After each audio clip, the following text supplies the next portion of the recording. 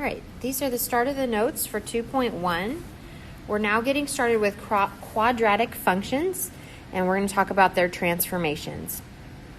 So a quadratic function, here, let's zoom in here, can be written in the form f of x equals a times parentheses x minus h all squared plus k, where a cannot be 0. If a was 0, then you no longer have the x minus h squared, so your equation would just be k. So that would make it a constant. So that's why a cannot be 0. It is a parabola, so it makes a U shape. So if I am graphing, there's my graph. If I graph a quadratic, it's shaped like that. Okay, it's curved at the bottom. There's no point. It's not an absolute value that actually came to a V. And parabolas can go up or they can go down based on are they positive or negative. So the vertex of the parabola is the lowest point on the parabola. So right here would be the lowest point on that one. And that's when it opens up. And it's the highest point when it opens down. So, and that is the vertex. Okay, so it's that point where it's going to curve and start going back up or down or whichever. So vertex form is that equation that we talked about right up here, okay? A cannot be 0, and this gives you your vertex. It's h and k. Now notice the minus sign, okay? H is the number after the minus sign. So the minus isn't included. So if you had x plus h, then h itself would be negative, because a minus a negative makes the plus. And that's why you'll hear me say all along, whenever it's grouped with x, we do the opposite thing. And that's why, okay? So if it says minus h, h is positive. If it says plus h, h is actually negative, okay? So we're going to start off by talking about translations here. So we're going to just talk about this part, okay? And that is anytime we're adding or subtracting to the equation. So whether you're grouped inside with x, those are your horizontal translations, because x moves left and right. So you're moving along that axis, okay? We just do the opposite of what it says because of that minus sign. So if it says minus 2, well, x goes to negative 2 to the left, so we actually go right, okay? It's only the opposite thing when it's grouped with x, and that's all because of the minus h. Then, if we have a plus or minus just tacked onto the equation, either in the front or at the end, that just moves us up and down, and we do it exactly like it says. So that is our movement in the y-axis, and if it's positive, y is positive going up, so our graph is going to shift up.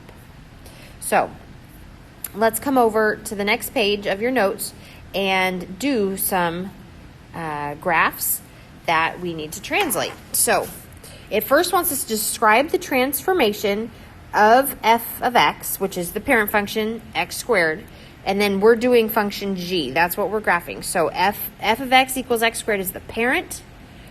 We need to describe what is happening here to the parent function. So to our parent function, we have a plus 4.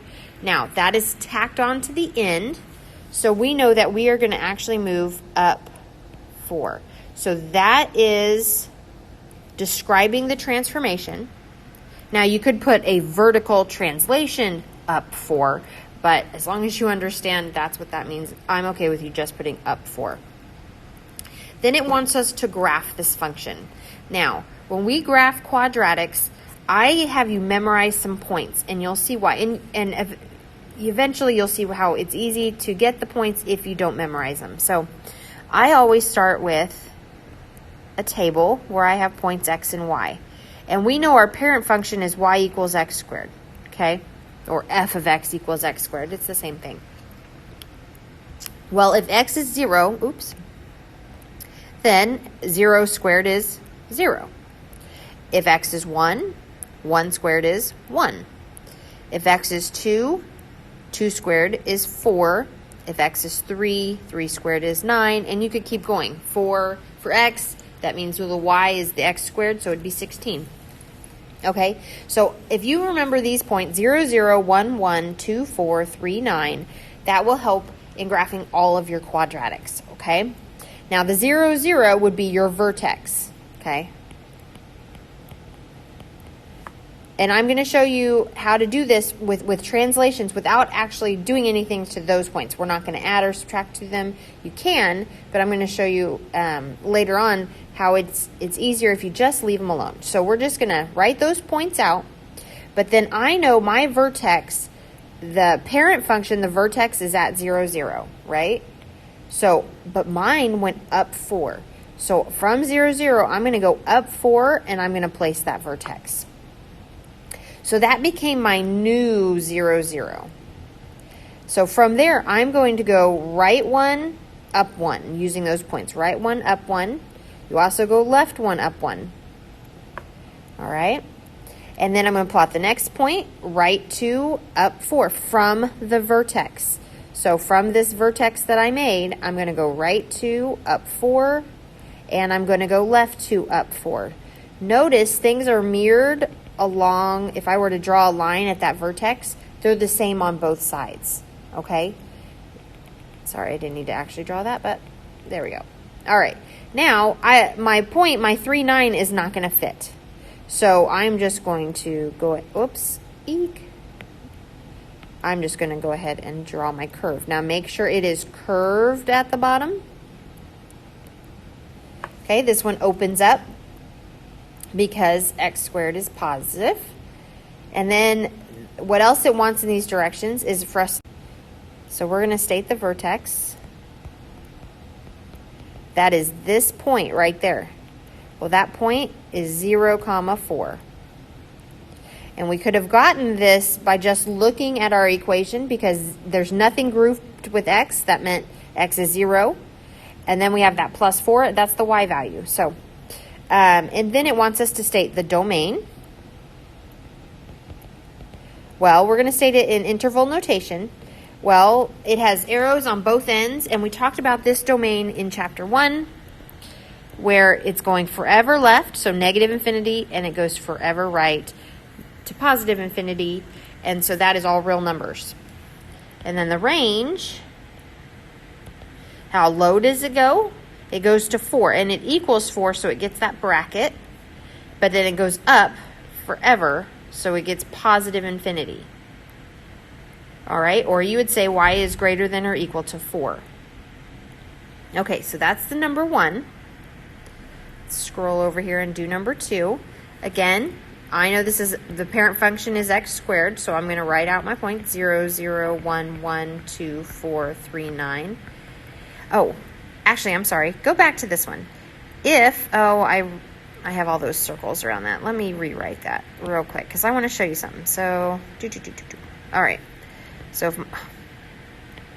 if my points are 0, 0, 1, 1, 2, 4, 3, 9, you can adjust these points if you can't remember that your vertex then is 0, 0. We know that we're adding 4, and that changes the y value. So you could have added 4 to each of these numbers on the y side. Okay, so I have a point at, this would have been a 4, this would have been a 5, this would have been an 8, and this would have been a 13.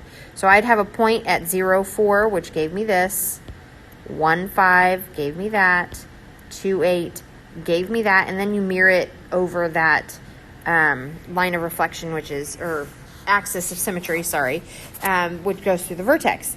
But I leave these points alone, and I just try to remember, I move the vertex, get that first, and then pretend that is your 0, 0, and go from there. Because when we get to stretches and shrinks and reflections, it makes it a little easier than changing our numbers. So I just wanted to show that. So in number 2, I have the points. I just wrote them down, so I have them. But we need to decide what's happening here and here. It wants us to describe our transformation. So the -1 is grouped with x, and remember, x goes left and right. So I'm moving left or right. And -1 is left. So we're going to do the opposite thing and actually go right. So from our parent function, we're actually going to shift this right 1. And then the -3 on the end is shifting the y value, so it's going up or down, and we do exactly what it says. So it says -3, so I know I'm going down 3. So I'm going to go ahead and plot that first point. So go right 1, down 3, there is my vertex. So that's my new 0, 0. From there, I'm going to go right 1, up 1, and left 1, up 1. From that red vertex, I'm going to go right 2, up 4, and left 2, up 4. I go right 3, up 9, left 3, up 9. Okay, if I had more space, I could keep going and say, okay, 4, 16, but I don't. It's not going to fit on this graph. So I can go ahead and connect my dots. My graph is done. And now I need to describe the other things. Now, it's really important in your notes and in your practice to graph these. Don't just jump onto big ideas and pick the right answers. You have to be able to graph these. We are doing these transformations to all of our functions all year long. And we have a lot of functions we're going to go over. Okay, so my vertex wants us to name it. It's that point right there, which is 1, -3. And you could have gotten that by looking at the equation. The x value is what's grouped here, and we write the opposite sign. So if it's -1, we're going to write +1. The y value is what's added or subtracted to the end of the equation, and it is what it is. So it was -3. All right, our domain has not changed. It's all real numbers, -infinity to infinity. Those arrows are still on the end of the graph. The range, it does have a bottom to it. It goes as low as -3, but goes up to infinity. So y is greater than or equal to -3. All right, now I want you to skip number 3 in the notes for now, and I want you to go straight to number 4, because I want to do all the translation ones. All right, so we still have those points. 0, 0, 1, 1, 2, 4, 3, 9. Remember, whatever x is, you square it to get the y, because we're talking about quadratics, and the parent function is x squared. So, all right, what's happening right here? Now, this is just added or subtracted to my equation, so that's moving us along that y-axis, so it moves us up or down. This is a minus, so we're going to move down 7. So I can go ahead and put that vertex down 7. So that became our new 0, 0. That is my vertex. Then from there, I go right 1, up 1. That's what this means right here. Right 1, up 1, and left 1, up 1. This means go right 2, up 4, and left 2, up 4. And then right 3, up 9. Oh, did I count enough? 1, 2, 3, 4, 5, 6, 7, 8, 9. Yep. And left 3, up 9. And we can go ahead and draw our parabola. Remember, it is a curve. It does not meet at a point. All right, my vertex, oops, I'm on erasing somewhere. My vertex is -7. Oh, yep, no, it's not. It's 0. I got distracted here. So 0, -7. Okay? That meant we did down. The y is -7. There is nothing grouped with x, so I know the x value of my vertex is 0. And by the picture, I can see it. Okay, domain, all real numbers, -infinity to infinity. That doesn't change. It goes left forever and right forever.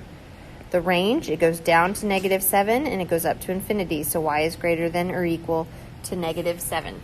And then now that you finished this video, just translation, go to the practice packet and do problems 1, 2, 3, 4, 5, 6, 9, and 10, and then watch the next video.